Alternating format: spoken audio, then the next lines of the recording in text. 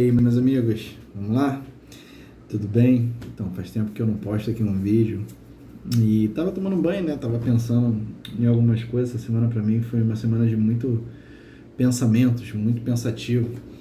E na hora de tomando banho agora, Deus colocou no meu coração aquele versículo lá em João 10:10, que o ladrão veio para matar, roubar e destruir. Deus veio para que a gente tenha vida e a tenha em abundância. E eu tava pensando sobre isso, né? Queria compartilhar com vocês um pouco sobre isso. E sem roteiro, sem pensar em muita coisa, deixar o que o coração tá cheio aqui para transbordar para vocês. É claro que às vezes a gente quer falar em cima de um roteiro bem estruturado, mas tem horas que a gente quer falar também o que a gente precisa ouvir, né? Porque a palavra de Deus, primeiro, ela exorta a nós para que a gente possa transbordar na vida de pessoas. Então, antes de eu pensar que eu me acho alguém, ou que eu sou capaz, ou que eu tenho conhecimento, não é nada disso. Muito pelo contrário, o que eu vou falar hoje é o que eu preciso ouvir também.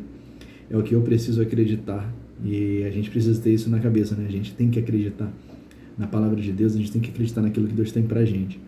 Então, vamos pro vídeo?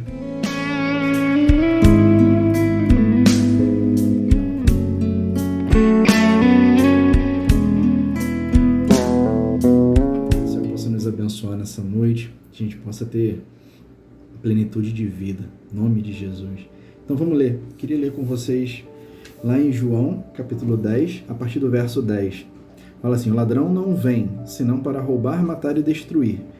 Eu vim para que as ovelhas tenham vida, e vida em plenitude. Eu sou o bom pastor. O bom pastor dá a sua vida pelas ovelhas.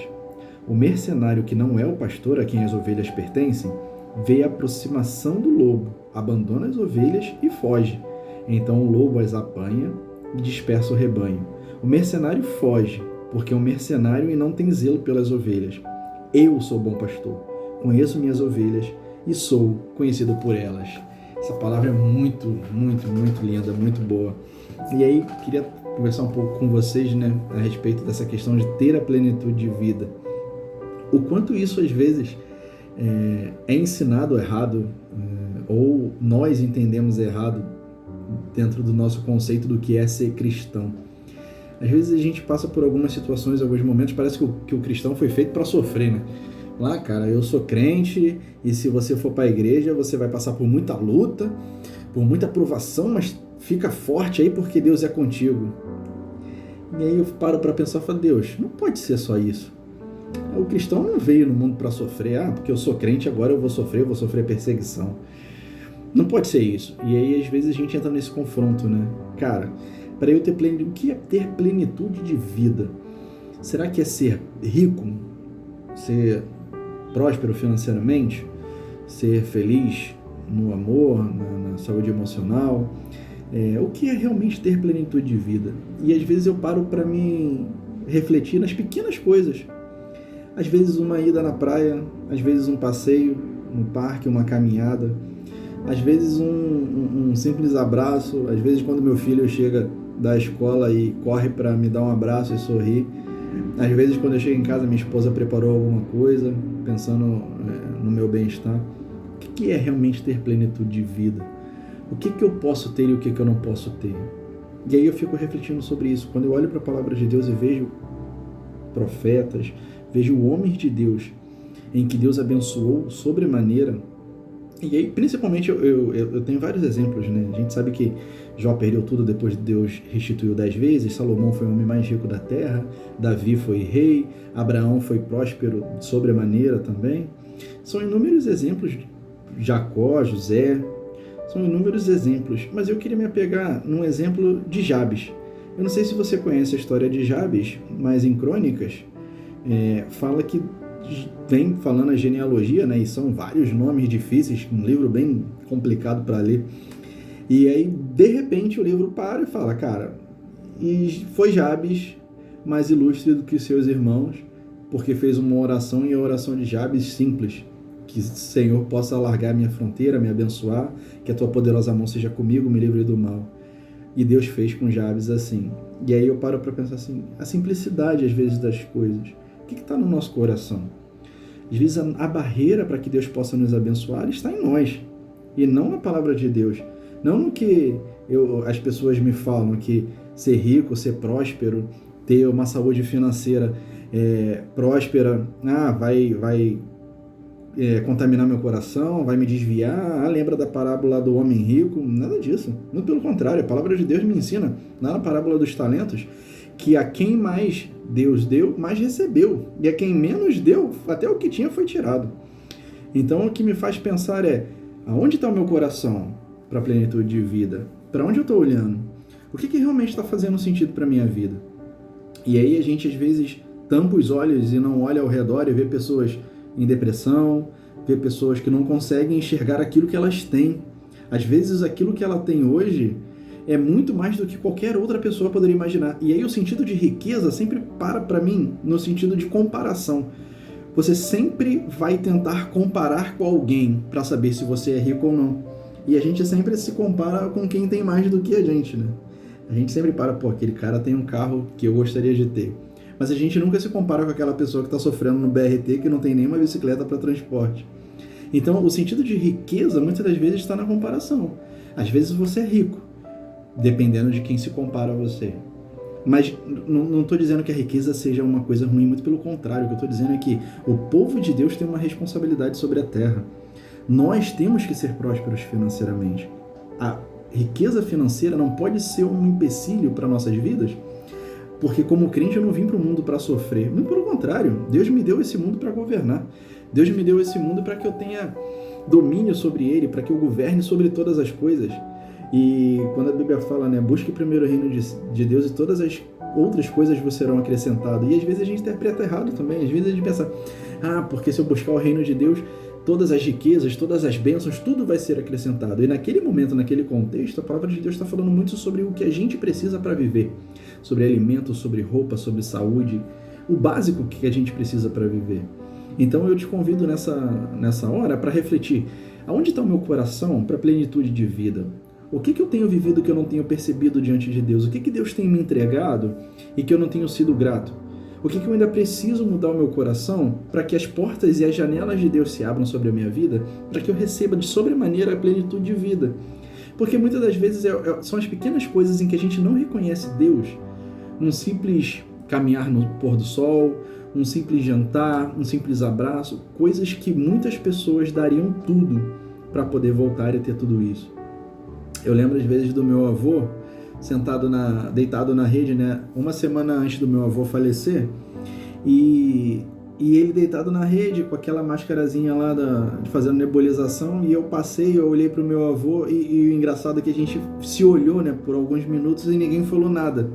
Ele sorriu, eu sorri de volta, mas naquele momento eu queria ter falado tanta coisa para o meu avô, tudo que ele significava, tudo que ele me ensinou, tudo que eu queria dizer para ele: vô, o senhor plantou em mim uma semente, essa semente não vai morrer, fica tranquilo. Mas naquele momento a gente travou e só se olhou. E aí na outra semana meu avô faleceu. E aí toda hora aquele filme vem na cabeça. Como se eu tivesse mais uma chance de poder falar, e a gente não tem. Então o que eu queria te convidar nessa hora, para de ficar na expectativa de que um dia você vai ter, de que uma hora você vai conquistar. Pensa que o passado já morreu e que o futuro não existe. Você só tem o agora. O que você tem que fazer agora para viver em plenitude de vida? O que você tem que agradecer a Deus agora? O que você tem que lutar agora para mudar essa condição que você está? O que você tem que fazer agora para conseguir se reconciliar com alguém que você está afastado? O que você tem que fazer agora para dar valor ao tempo que você passa com a sua família, seja com a sua esposa, com o seu filho? Que qualidade de tempo você tem dado? Será que você tem gasto muito tempo com a internet? Será que você tem gasto muito tempo com conversas com amigos fora de casa? Por que você não está voltando para casa? Por que você não consegue falar com seu pai, com a sua mãe, com seu filho, com seu irmão, com a sua tia? O que tem sido mais importante, ou o que tem impedido você de viver de plenitude de vida? E aí quando eu olho para a plenitude de vida, eu penso você ser completo, você ser por inteiro. A felicidade dentro do seu coração, você tem um coração puro, uma mente limpa, querendo o bem, prosperar para fazer o bem e entender que a riqueza não é só para o seu benefício, que a riqueza não é só para você comprar o que você quer e não tem. A riqueza não é sobre mim nem sobre você, é sobre todo mundo. É sobre as pessoas à sua volta, é sobre a sua família, é sobre as pessoas que dependem de você, é sobre as pessoas que você vai ajudar. Então eu te convido nessa hora a refletir sobre isso. A riqueza não é maldição, muito pelo contrário. Mas a gente precisa entender que a gente tem que viver o hoje, porque o amanhã não existe. A gente não sabe o tempo que a gente tem. O tempo, ele simplesmente não passa, ele se esvai, ele se acaba. E aí, se você parar para refletir, é muito parecido. Às vezes a gente acha que sempre vai ter uma outra oportunidade, né? Hoje eu não consegui fazer, hoje eu não vou conseguir dar atenção, hoje eu não vou conseguir parar para ver isso, amanhã eu resolvo, amanhã eu faço. Quantas histórias a gente já não ouviu de que o amanhã não chegou? De que o amanhã não chegou para aquele artista famoso que o avião caiu, que o amanhã não chegou para as pessoas que sofreram um acidente indo para o trabalho, que o amanhã não chegou para as pessoas que simplesmente tiveram um mal súbito dormindo. Quantas vezes a gente se planeja para o amanhã e esqueceu de dar um abraço hoje, de fazer o plano hoje, de saber que a gente não tem condições, de repente, de comer uma coisa muito especial, mas a gente tem condição, sim, de poder ir ali na esquina, comer uma coisa que a gente gosta, que a gente quer, de poder passear, de poder... E às vezes a gente está falando, não é questão de você querer sair, de querer viajar, de querer isso. Às vezes aquilo que te faz feliz está dentro de casa. Às vezes o teu momento da felicidade está em casa com a tua família, de fazer o culto no lar, de se reunir, de conversar à mesa, de desligar um pouco a televisão, de parar para ouvir um pouco o que teu filho está dizendo, para não deixar que o mundo eduque o seu filho, ou que as pessoas à tua volta eduquem o teu filho, porque você está ocupado demais para dar atenção para ele. Então, às vezes, é você parar para refletir o que está acontecendo na tua vida hoje, porque a ampolinha do tempo está acabando, e só que a gente não sabe quando que essa ampola vai chegar no fim. E eu te convido nessa noite também a refletir e parar para pensar que se você quer prosperar financeiramente, você tem que pensar fora da caixa. Você tem que pensar em alguma solução em que as pessoas ainda não pensaram. Você é criatura de um Deus que é o maior criador e inventor do mundo. É o que a gente fala sobre o empreendedorismo. É claro que trabalhar de carteira assinada, estudar, ter uma grande empresa, é claro que é bom. Fazer planos, mas a gente precisa entender que a prosperidade, ela nos tira do conforto. E aí eu tenho uma palavra para você nessa noite. O desconforto é um benefício. A maioria das pessoas que mudaram de vida financeiramente foi porque em algum momento sentiram um desconforto tão grande que precisaram mudar. Quando você sentiu aquele desconforto do teu filho pedir alguma coisa que você não podia dar, quando você sentiu aquele desconforto que você foi no mercado, queria comprar aquilo, mas você sabia que não tinha dinheiro.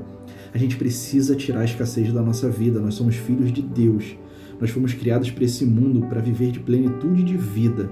Deus nos deu um tempo, a nossa ampola está correndo. E Ele diz para a gente, olha, você pode viver o melhor dessa terra. Você só precisa mudar a sua forma de ver as coisas, a sua mentalidade.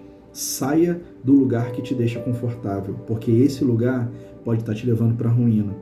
Então, nessa noite que a gente possa refletir para viver de plenitude de vida com Deus. Deus quer nos dar mais. Deus sempre quer nos abençoar.